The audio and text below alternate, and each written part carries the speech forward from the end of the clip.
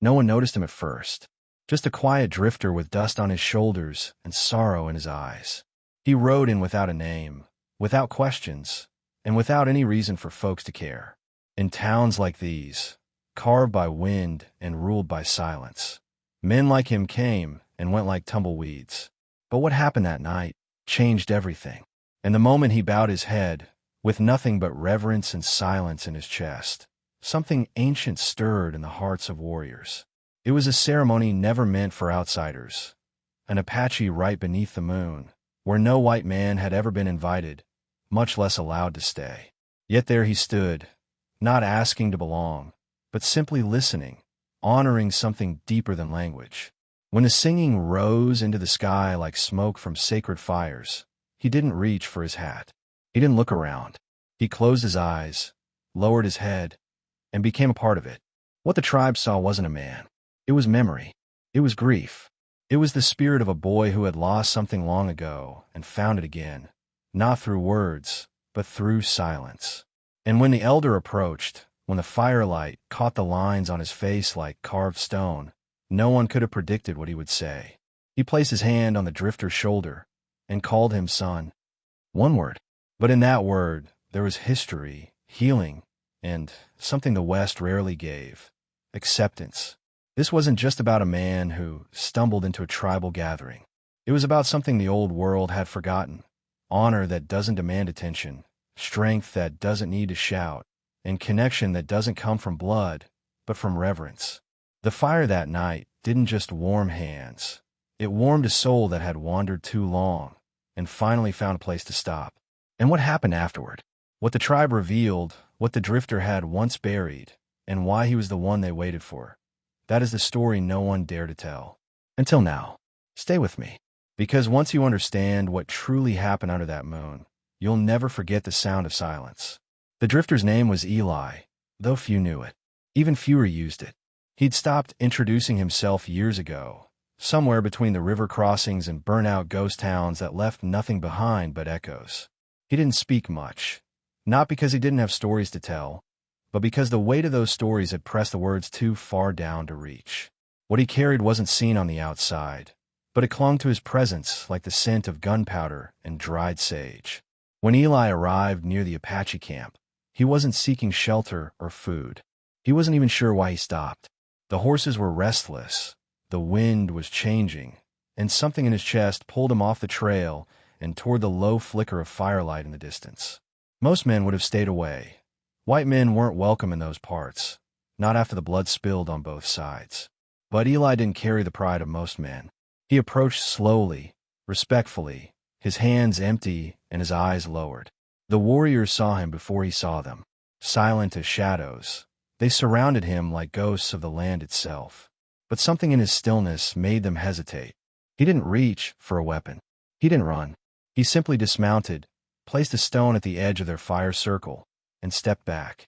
No words, no explanation, just that one gesture, like placing an offering between worlds. And then, he waited. It was the elder who broke the silence. Tall, weathered, and carved by time, he studied Eli as if searching for something forgotten. He gave a single nod. That was all. Eli wasn't asked to leave. He wasn't invited in either. But as the songs began, deep, layered chants that seemed to rise from the earth itself, he stepped forward and sat at the edge of the fire, outside the circle, yet part of it all the same. When the voices lifted in unison, Eli did the only thing his soul knew to do. He closed his eyes and bowed his head. And in that moment, he wasn't a stranger, or a drifter, or a remnant of some war-torn trail. He was something else, something unspoken. The warriors noticed.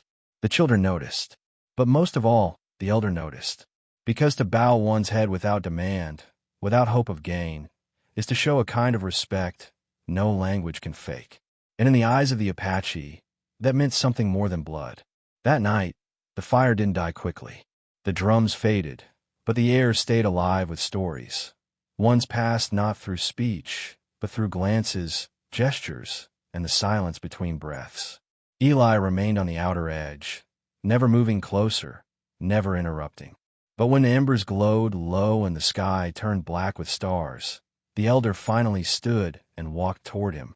The circle parted like waves around a stone. The old man sat beside Eli, close but not touching. For a long time, he said nothing. Then, almost in a whisper, he asked, "Do you know this place?" Eli shook his head once. The elder nodded as if he expected the answer. "And yet, you listen as if your bones remember." Eli didn't reply, but his eyes did, and something in that gaze, full of grief, full of longing, was answer enough. The elder took a pouch from his robe and drew a handful of earth. He let it sift through his fingers and fall between them. "This ground remembers everyone who walks it," he said, "but it only calls back the ones it's lost." Eli's breath caught. His shoulders tensed.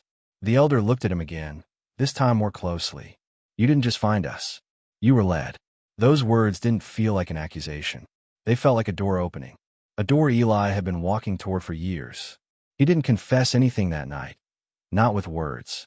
But when the elder touched his chest, just over his heart, and said the word son, Eli's head dropped again, and his fists clenched tight in his lap. Not from fear, not from shame, but from the sudden, overwhelming weight of being seen, of being accepted, not for who he claimed to be, but for who he really was beneath the dust and silence. What followed wasn't ceremony. It wasn't a ritual. It was a memory, the kind that rises when a man stops running and listens to the land. The tribe let him stay, not because he asked, but because he didn't. And in the days that came, Eli began to remember pieces of a life before the drifting. A cradle song in a language he never learned. A face in the firelight. A name whispered over his crib. And suddenly, it all made sense. He wasn't just a visitor. He was returning. And the earth remembered him first. In the days that followed, Eli didn't speak much, but his silence no longer felt like distance. It was reverence, presence. He helped where help was needed, with simple tasks, fetching water from the stream, gathering firewood, holding ropes for the elders as they constructed a ceremonial gate. He never took more than was offered, and never crossed boundaries not clearly laid before him. Yet slowly, the tribe began folding him into the rhythm of their days, not out of pity, but because he fit in a way no outsider ever had. One morning, a boy from the tribe, barely 10 years old, sat beside him with a carved piece of wood and asked, "Do you know how to shape this?" Eli took it gently, turning it over in his weathered hands. "My father did," he replied after a moment, voice low like wind through pine. "He said every line you cut should mean something." The boy smiled and handed him a blade. And there, beside the fire, Eli began carving again, for the first time since he was a child. Each curl of would seem to bring back memories sealed tight by trauma. A song hummed in the background, one he'd heard in fragments during his sleep, now clear and close. It wasn't a dream. It was the tribe's melody, and it was the same lullaby his mother once sang before the world shattered in smoke and gunfire. He paused mid-carve, eyes damp, and the elder noticed. "Memory returns when it's safe," the old man said, "and when the soul stops hiding." Eli began asking questions then, not to prove himself, but to understand. About the customs, the songs, the symbols painted in red ochre on the rocks near the river. The elder answered every question with patience, as if he had waited years for the right son to return and ask them.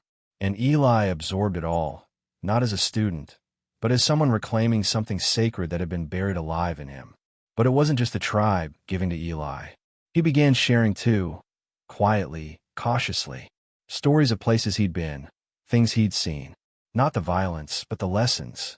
He spoke of men who died with regrets, and of women who survived with fire in their hearts. He spoke of the strength in kindness, and the discipline in restraint. And the children listened. The warriors nodded. Because they saw it now, Eli hadn't come to visit. He had come to return what was lost. And in doing so, he began to heal something far greater than himself.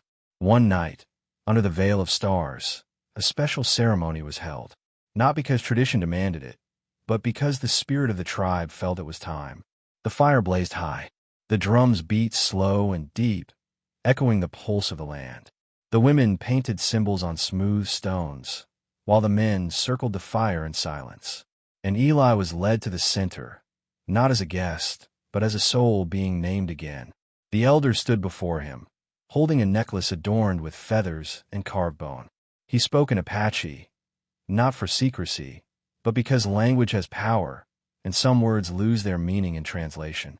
Then he placed the necklace around Eli's neck and said, in English, so all could understand, "The earth does not forget its sons.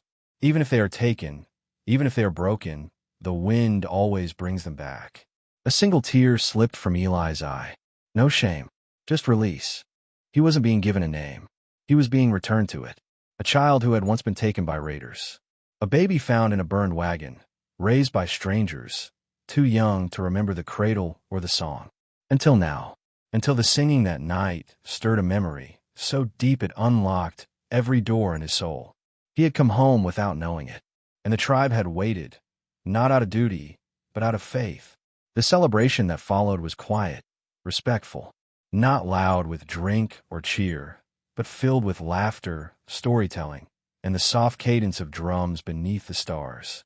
Eli sat among them, no longer on the edge.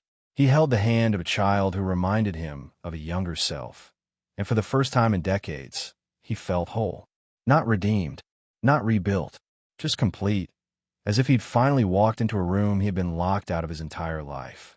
But far beyond the firelight, in the hush between trees, something else watched. Not danger, not threat, just the land itself, bearing witness.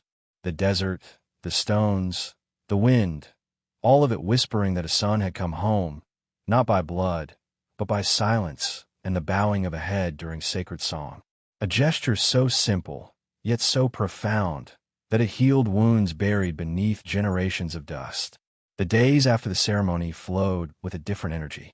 The people greeted Eli with subtle nods and warm eyes, not as a stranger who had earned a place, but as someone who had always belonged and had simply forgotten the path. Children ran to him without hesitation. Elders spoke to him with familiarity, and when he walked, the wind no longer resisted him. It moved around him like it knew his name. One afternoon, while helping an elder mend a broken fence near the grazing fields, Eli found a carved stone half buried beneath the soil. It bore a mark, an ancient symbol he'd seen once before in his dreams. The elder beside him went still. "That was placed long ago," he said, voice barely more than breath. "By your mother. She marked it so the land would remember you." Eli's fingers trembled as he held it, suddenly realizing the place he thought he'd wandered into had been calling him since birth. That evening, he returned to the fire circle holding the stone. As the sun dipped below the horizon, casting golden light across the red cliffs, he placed the carved piece beside the others used in ritual, not as a claim, but as a tribute. And when the flames rose again that night, he didn't sit at the edge. He took his place in the circle, not by invitation, but by inheritance. The tribe began to prepare for the coming season, a migration toward the highlands before the summer sun scorched the desert bare. Eli asked to go with them, not out of duty, but because something inside him knew his journey wasn't done. The elder agreed with a smile. "You're not following us," he said. "You are walking beside us." It was a sentence so simple, yet for Eli, it unraveled decades of wandering in one breath. That night, beneath the stars that had once been his only companions, Eli lay on the earth without fear. He was no longer a drifter chasing shadows, no longer a man running from ghosts. He had found roots deeper than memory, family stronger than blood, and a purpose older than words. The silence in his soul had not vanished. It had simply become sacred, a space where the songs could echo and the land could speak. The journey to the highlands took days, winding through narrow passes and ancient trails marked by stone and time. Eli rode near the front, just behind the scouts, his eyes sharp and his senses alert, not from fear but from instinct. The further they traveled, the more the landscape began to feel familiar. Every ridge, every canyon wall whispered stories only he could hear. Stories not from the past weeks, but from a past long before that. At one point, they passed a cluster of rocks where trees grew in strange, twisted patterns. Eli stopped his horse without knowing why. Then it came to him in fragments, flashes of a woman's voice singing softly, a woven blanket around his shoulders, a man's silhouette disappearing into smoke. He dismounted, knelt beside a weathered tree, and placed his palm against its bark. It pulsed, not with life, but with memory. The elder who had guided him walked up behind him and said, "You were born here." Tears came then, not from sorrow, but from recognition, from the closing of a circle that had once been shattered by fire and loss. He looked out over the ridge, realizing that the view he now beheld was the first one his infant eyes had ever seen. It wasn't just a return, it was a rebirth. And, as the tribe made camp nearby, Eli sat alone for a moment longer, letting the silence wash over him like baptism. That night, the women of the tribe brought out an old cloth, faded and torn, but still intact. They told him it had belonged to his mother. No one knew why they kept it. Some said it was in case she returned. Others believed it was meant to find its way back to her son. Eli ran his fingers over the fabric, feeling the tiny embroidered symbol in the corner. A mark he now wore around his neck. Proof that this wasn't coincidence. It was destiny. As the fire danced and the mountains echoed the songs of the people, Eli stood and began to sing, not with words, but with a low hum that matched the drums. His voice, broken for so long, now flowed steady like a river freed from ice. And in that sound, the tribe recognized him, not as the man who had arrived in silence, but as the son who had finally come home to sing. Eli's voice didn't rise above the others. It blended. It wove into the rhythm like it had always been there. And in that quiet harmony, something unexplainable happened. The elders closed their eyes, nodding slowly, as if they felt the ancestors themselves joining in. Even the youngest children grew still, listening with hearts wide open. It was as if the earth beneath them paused to remember the sound it had been waiting decades to hear. After the song ended, a deep hush settled. Not emptiness, reverence. The elders stepped forward and placed both hands on Eli's shoulders, eyes shimmering. When a man sings with the voice of his mother, he said, the land calls him protector. It wasn't a title, nor an honor to be flaunted. It was a calling. One Eli had unknowingly carried through every lonely mile, every scar, every silent prayer under foreign skies. The tribe began to treat him differently, not with more respect, but with deeper trust. He was no longer watched. He was included, consulted, asked to help resolve disputes between the younger warriors, trusted to teach the children how to read the wind, follow tracks, mend broken arrowheads. He spoke softly, but the weight of his presence did more than words ever could. The drifter had become a guide, but Eli never forgot the silence. He still took time alone each morning, walking the ridges before the sun fully rose. There, he'd sit with the memory of the boy he once was, the boy who lost everything to fire and steel. He no longer feared that child. He welcomed him, sat beside him in spirit, and every time he returned to camp, he felt lighter, like he was carrying with the boy now, not running from him. One evening, as the camp settled for the night, a young girl approached him with a question. "Do you miss the world out there?" Eli looked toward the mountains, the horizon he once chased endlessly. He thought of the saloons, the empty roads, the places where he ate alone, fought alone, slept alone. Then he looked at her and said, "No, the world out there never called me son." Her small hand reached for his, and in that gesture, everything he'd ever searched for was answered. Seasons shifted. The heat came and went. So did the rains. The tribe moved as they always had, guided by rhythm, not resistance. Eli moved with them, not as a tag-along, but as one of their own. He learned to weave baskets, to interpret signs in the stars, to find hidden springs in dry land. The hands that once only knew how to fire a revolver now knew how to heal a wounded hawk or calm a restless horse. One afternoon, a group of outsiders rode into the valley, traders from a nearby town. Tense at first, unsure of their welcome, Eli met them at the edge of the trail, his posture calm but unshakable. They recognized him. One of them whispered, "Ain't that Eli Carver?"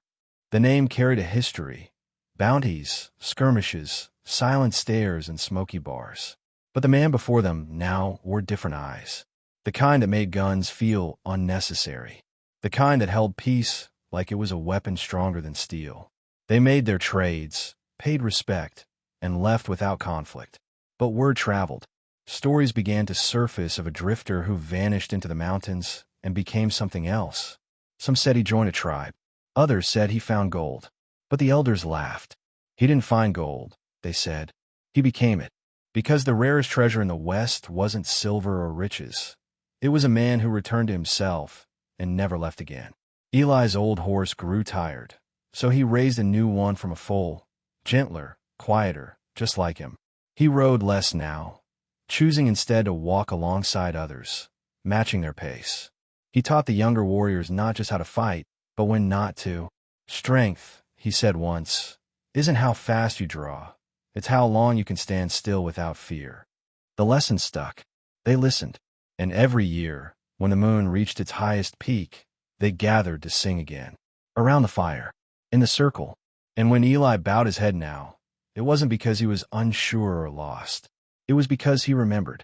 He remembered the boy who had once stood outside the circle, and the man who became part of it, simply by listening, by honoring a song not with applause, but with stillness.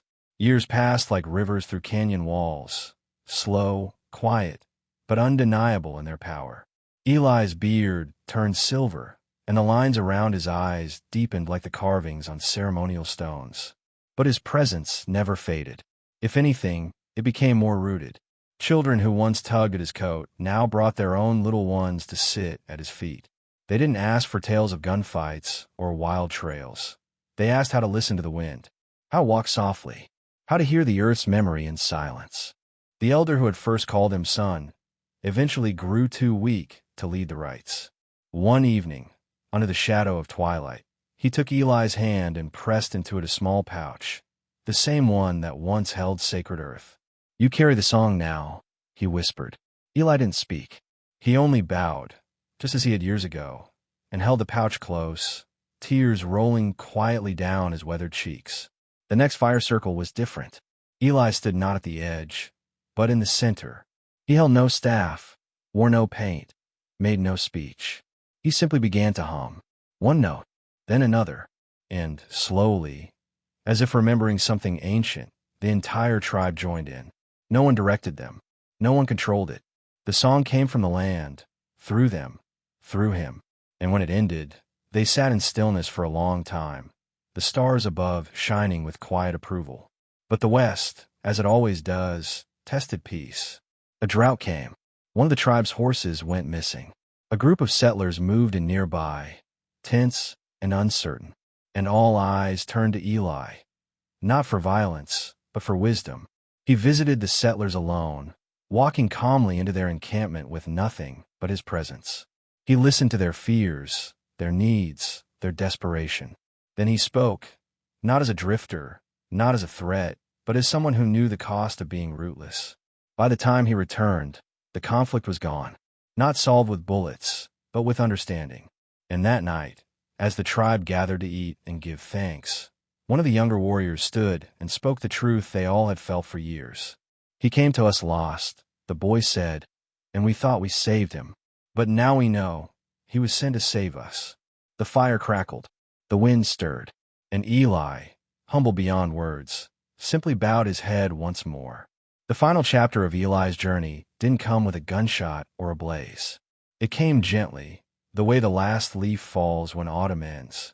One morning, he was found sitting near the ridge where he once touched the bark of the memory tree.